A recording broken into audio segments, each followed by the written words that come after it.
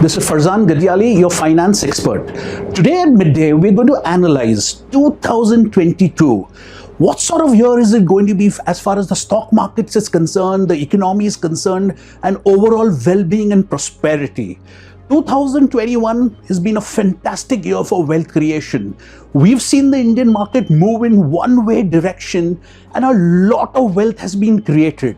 This wealth has not only been created by very smart, savvy investors, but by small retail investors who've really invested anywhere between 40 to 50,000 rupees and have really turned out a good experience for them.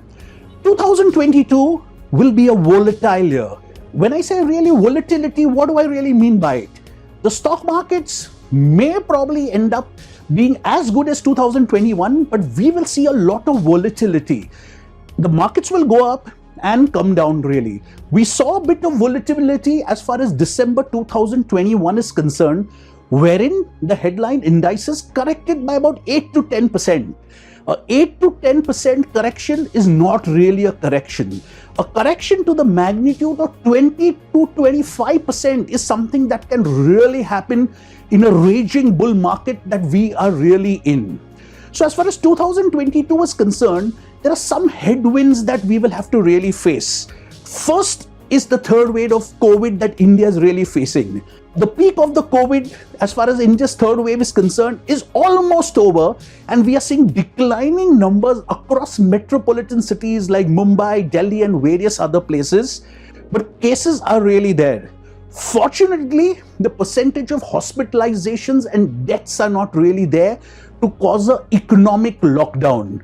What hurts the economy is a lockdown situation that's really there. Hence, it doesn't look that bad and the worst seems to be over. Second most important factor is India in the first half of 2022 will really witness 5 state elections. This is going to be a major event, really a run-up to general elections 2022. So a lot of populist measures will be taken up by various state governments in order to really augment their position as far as the states are really concerned. We have the union budget that's going to be presented on 1st of February, a budget that will want to please everyone. Hence, investors should look forward to the budget where the man on the street, the common man, and all sectors probably will be given their share, wherein all feel happy and a feeling of populism of the government will really be there. A lot of times, a populistic budget need not be a very economically good budget because various other reasons, due to fiscal deficits and the expenditure that government will do at the central level, at the state level, and various other reasons, which will add to the volatility of the stock markets. The most important is the Federal Reserve. The Federal Reserve is the central bank of the United States of America, the largest economy in the world. As we have the RBI, they have the Federal Reserve.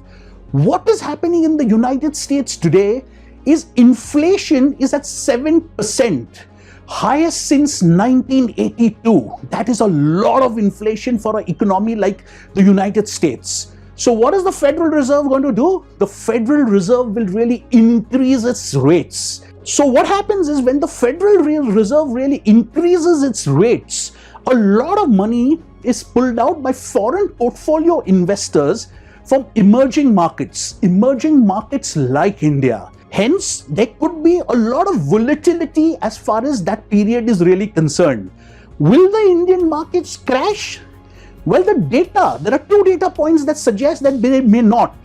The period of 2004 to 2006, the Federal Reserve rate moved from 1% to about 5.2%.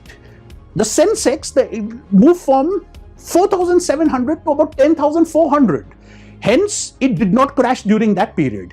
You look at the near past. If you look at the period between 2015 and 18, the Federal Reserve increased their rates from 0.5% to 2.5%. What happened to the Indian markets? The Sensex went from about 26,000 to 36,000. So both the instances suggest that it's not necessary that when the Federal Reserve will increase the rate, our markets will crash. So investors need not panic. It will add to volatility. You would see swings during periods where the rates are increasing, maybe some money is pulled out. but the return on the Indian markets will come about. If you really look at the Indian economy today, we are very well poised. We've had a V-shaped recovery in most sectors.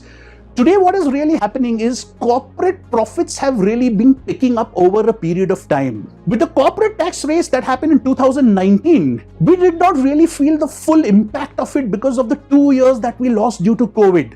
However, now where we are looking at a situation wherein economy may not shut down due to COVID and the economy is coping well with the third COVID wave, this positive impact of a lower tax rate really will benefit the Indian economy. As far as the Indian economy is concerned, the capex cycle, as we call it, the capital expenditure cycle is really kicked off. This is really huge. There are three important aspects in this. If you really look at the internet companies or all businesses related to online and internet have got a net investment of about $40 billion in the last 12 months. $40 billion. What are they going to do with this? They're going to spend this money. Where are they going to spend this money? They're going to spend this money in the Indian economy. This will really propel and excel the Indian consumption story.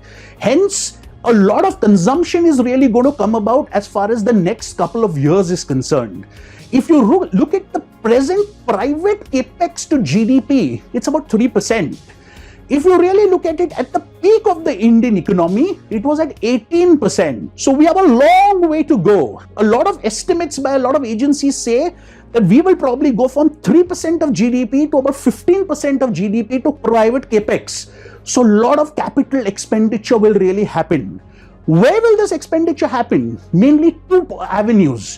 One is most important. India is really complying with the Paris Accord, wherein we are going green. Okay, we are going green. Solar, hydrogen, gas, a lot of capital expenditure is going to take place as far as those sectors are really concerned. Then when you really look at it, as I said, in the next 24 months, we have the general election coming in. So there'll be a huge capex on infrastructure that will really take place. When this kind of capex that really will take place in infrastructure, a lot of jobs will be created, a lot of money will be given. It will propel the Indian economy. So far the disconnect that we were really seeing from the stock market, wherein the stock market was rising and the Indian economy wasn't. Now the Indian economy will play the tune of the stock market, and probably both the cylinders will fire in tandem, and it will result in the stock market really doing well and the Indian economy doing well. Always remember, when we are talking about the Indian stock market of today, the stock market of 2020 onwards, the main people that have participate are the small investors that have invested small amounts of money. Hence, even if there's a shake-up at the foreign portfolio level, the Indian stock market need not crash. There will be a lot of volatility. The key for all investors, do not panic. If you bought a stock or you've invested in a business that is really there, you have to really look at it at a long-term basis. And the long-term prospects of the Indian economy are extremely bright. That's all we have for Finance Ka Funda this time.